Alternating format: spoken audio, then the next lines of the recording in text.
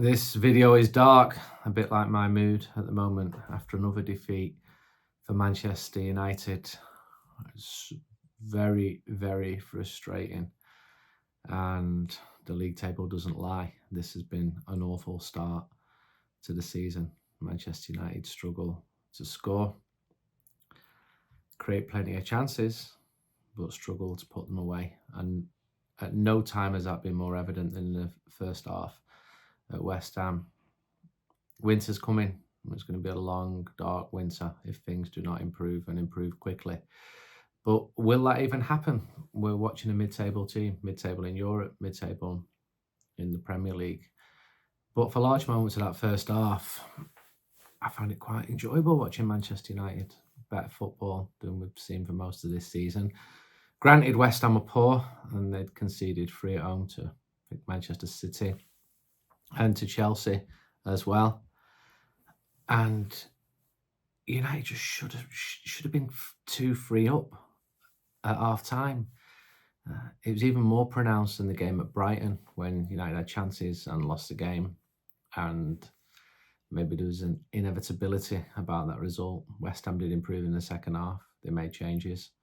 But United should have put that game out of sight. And then there was a awful decision at the end, which led to West Ham getting a penalty. I didn't see any West Ham players asking for a penalty. It wasn't clear and obvious. And United keep getting undone by bad decisions. It was happening last season and it's happening this season as well, and injuries as well. But I don't want to sound like they're excuses, because in theory, over the course of 38 games, they should even themselves out. And I could see why in the first half that there is some hope for Manchester United, but look at the league table. It's horrendous. The team can't score.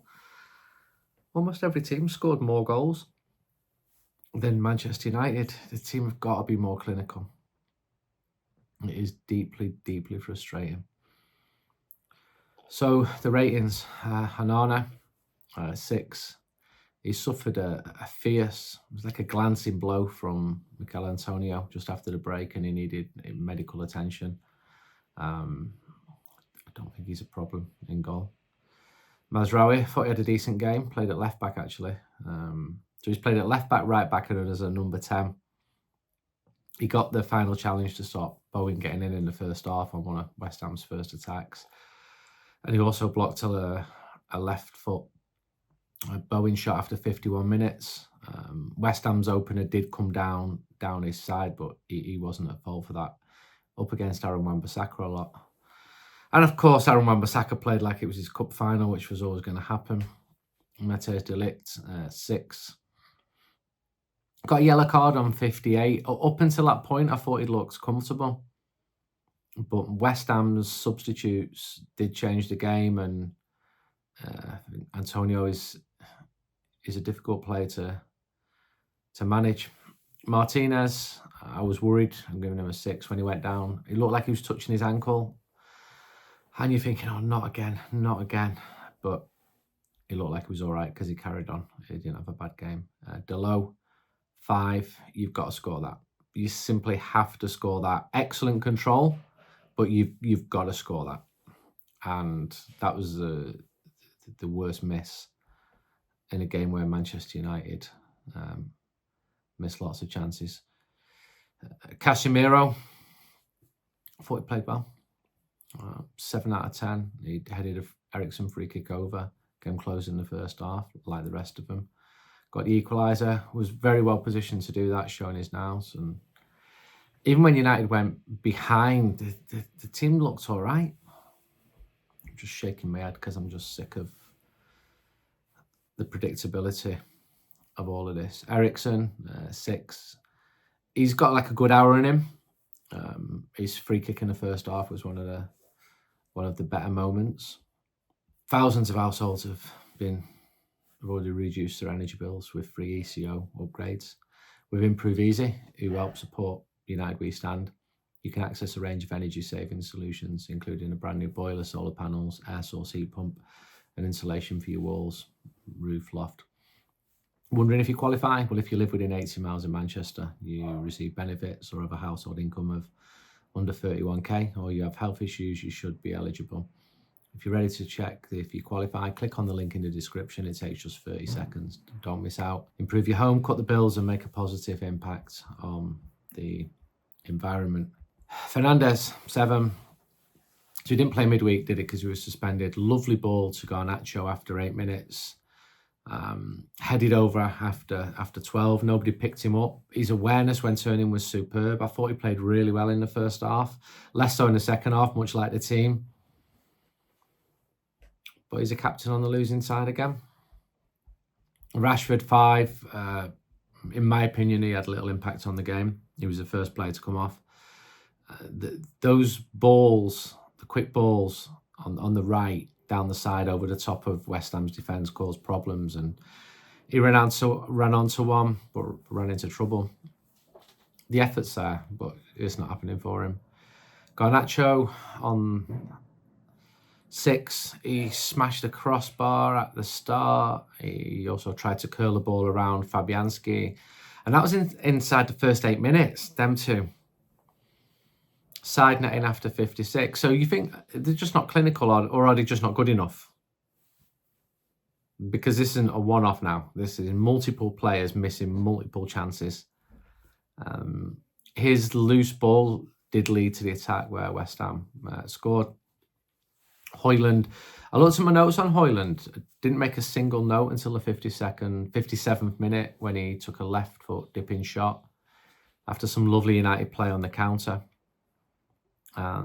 So even though United had all them chances in the first half, he was actually not involved a lot. He's a striker who's going to be judged on his goals, and he is pretty new back to the team after that injury. But this team needs goals. He's the main striker. He's the number 9, and he's got to start scoring. Subs, Ahmad came on for Rashford soon after half-time. He shot at Fabianski after 84. He played a part in the equaliser as well, 6. Xerxes came on for Eriksen, assisted a goal, another 6. For Casemiro, he looked a threat in the air. Lindelof came on at the end, insufficient time for ratings. So, the league table is just horrendous for Manchester United. We've got a game now against Leicester and then in the League Cup, and then it's Chelsea in the league. And Chelsea look far more convincing than Manchester United this year. I just don't have much hope that United can start picking up results. You do when you're watching the good that Manchester United do. The second half at Brentford when they came out after half-time, the first half against West Ham. But I find myself repeating myself saying this team is incapable of dominating a single Premier League match. Doesn't matter who the opponents are.